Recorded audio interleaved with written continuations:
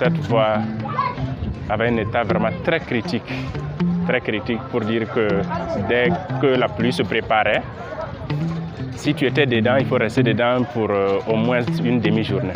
Et dès que tu étais en ville, il faut y rester. Parce que après la pluie, pour pouvoir passer par là, il faut au moins 2 à 3 heures. Et l'eau arrivait même à emporter les véhicules qui tentaient de passer. Les passagers à moto, ça a emporté certains. Et franchement, l'accès est très difficile. Les canalisations pour l'évacuation des eaux ont commencé à se boucher.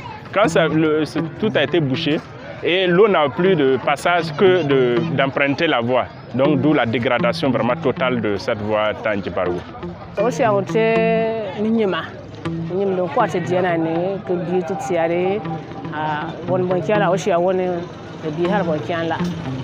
Les riverains de cette voie-là ont pris la décision de voir vraiment comment ils peuvent faire afin que au moins la voie soit un peu praticable.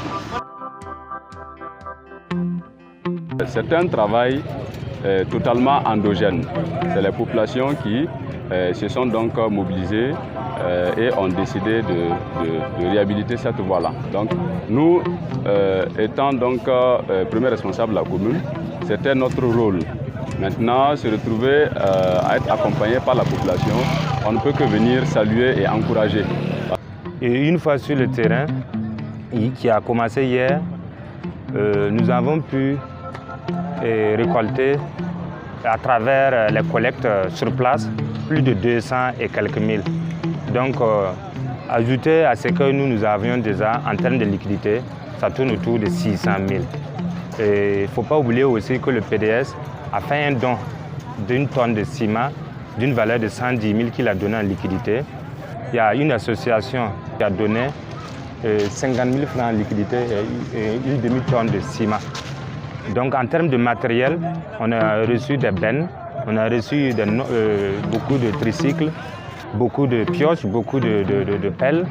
En tout cas, de part et d'autre, chacun fait parler son cœur. Il y a des gens qui ont donné des bidons d'haricots pour qu'on puisse ajouter au riz pour préparer pour les riverains. Il y a des gens qui ont donné le dolo.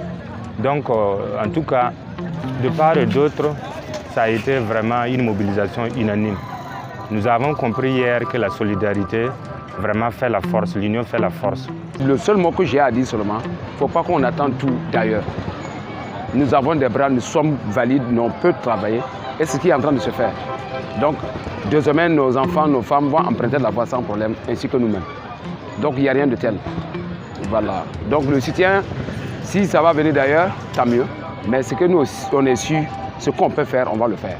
À l'endroit d'abord de la population, nous demandons vraiment un soutien à toute la population, tous les riverains du secteur numéro 1 là, de nous aider à entretenir cette voie-là, afin que vraiment ce que nous sommes en train de faire aujourd'hui, que les gens ne sortent pas un jour peut-être ramasser ces cailloux que nous sommes en train de poser pour empêcher l'eau d'apporter la terre. Donc le dernier mot, c'est vraiment les encourager encore à continuer dans cette lancée et inviter les autres populations aussi, des autres secteurs, à emboîter le pas.